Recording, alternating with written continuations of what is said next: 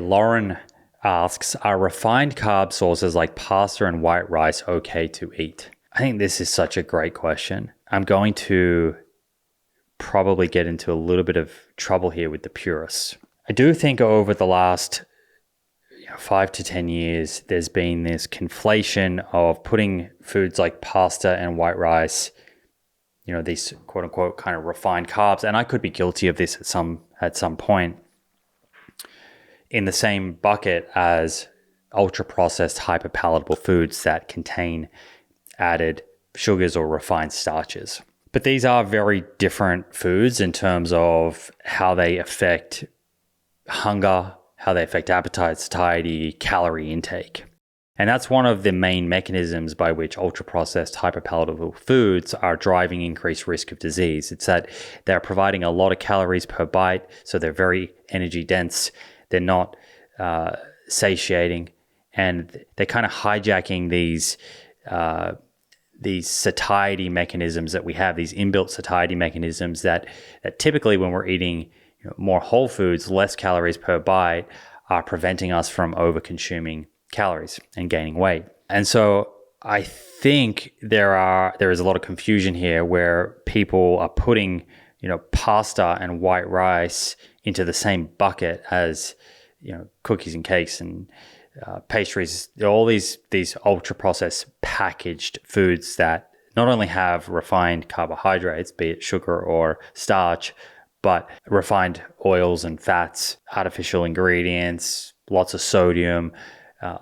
They don't have a lot of fiber. They don't have a lot of protein. They don't have a lot of water. So it's this package that altogether makes it very easy to overconsume calories, makes them very hyperpalatable. It's hard to sort of just isolate and say the fat that's in there is the problem in any form, because the fat that's in ultra processed foods, linoleic acid, is also in nuts and seeds, right?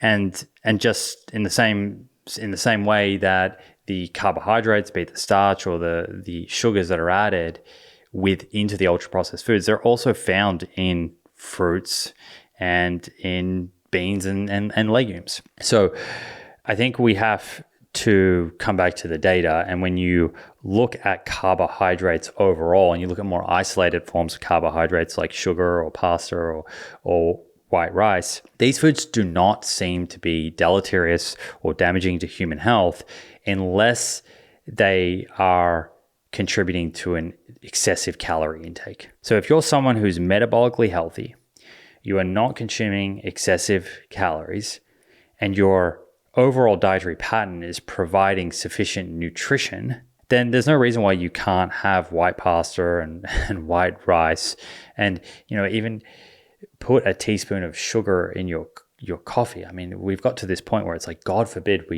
we have any white sugar. It's poison. That's not true. A teaspoon of white sugar is like 16 calories. You're metabolically healthy. Your body knows what to do with those carbohydrates. They're not just inherently damaging. I say within the context of a diet that's nutritionally adequate, because the one downside of getting a lot of calories from white pasta or white rice, or adding a lot of refined sugar to your diet, is that other than the calories, there's not a lot of other nutrition coming along for the ride. You're not getting a lot of vitamins and minerals or fiber, but providing you're getting the vitamins and the minerals and the fiber from the rest of your diet, then you can include these foods into your dietary pattern and not feel guilty or shamed. And you only have to look as far as some of the Mediterranean diets or the Japanese diet to see that pasta and white rice can feature within a healthy dietary pattern. So again, I'm probably annoying the purists here,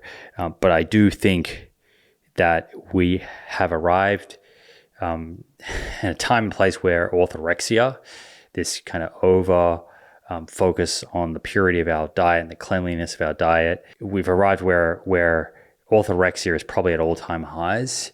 And I would just like people to kind of understand what the data is showing here, that you don't have to look at these foods like pasta, white rice, and even sugar as inherently toxic.